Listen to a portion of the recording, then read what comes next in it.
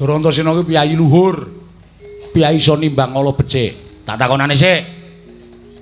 Ngarep mati kok ki ngomong, Tru. Bekti kula, Den. Ya. Mlayu-mlayu ngopo? Kapok kowe. Kuwi mung gaya kuwi jane ngerti. Engko nek mlayu, kowe nek omong mlayu-mlayu doyak ndara Werkudara. Aku tekan kene kon metuk kowe truk nyok tampan ono til. Ya Tru aku tak jajan es teh. Aku njaluk, Gong. Ming arep mati kok ngombe es teh. Ngokeh-okehi dosa. Apa ngombe es teh kok dosa ki cara ngendi? Nyawaku ki rada peret ngono lho. Sembah kula nggih, Den. Heeh, wis tak tampa. Wit mlayu ngopo?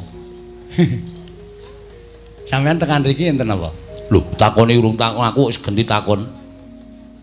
Kula tak nyuwun pirsa riyin ben ayem mati kula, Den. Sampeyan tekan mriki madosi sinten? Goleki kowe. Modar. Yakin wis. Santai wae, Tru, wis. Pokoke diikhlaske wae, anggere ikhlas lak nyawamu malah ora kangelan limrucut. Anggere kowe engko ki atimu awel dipateni malah nyawane angel mrucut. Wis ikhlas ngono wae, Gandara mestaka kula ngono wae. Sik Gong kowe iki omong apa to? Dar kowe genti kowe sing diancam ora. Aku ora nantang bapakne kok. Kowe mlayu mrene ngopo, Tru? Dioyak Keng Rama. Lho, bapak sapa? Bapak Pucung. Kowe lha sembrono Petroke. Cucuk watu sisan gong-gong. Hei, sih. Aku ki wedi tenan. Ayo gek bloko. Seto Gong. Waduh, weteng kula banget, Gong. Kowe dagel aku Dinggo ora. Nggih. Kon rawuh mrene sinambi mundi Pustaka Jamus Limasada kuwi dadi usagaku. Dadi tamba. Lah nek Pandhawa Gotang kurang siji ora iso rawuh teng Karang Kadempel.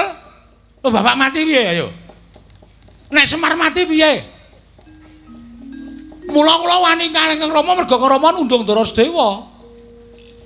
Oh ngono to. Nggih. Nyuwun ngapunten. Bari paksa kula wonten Kang Rama.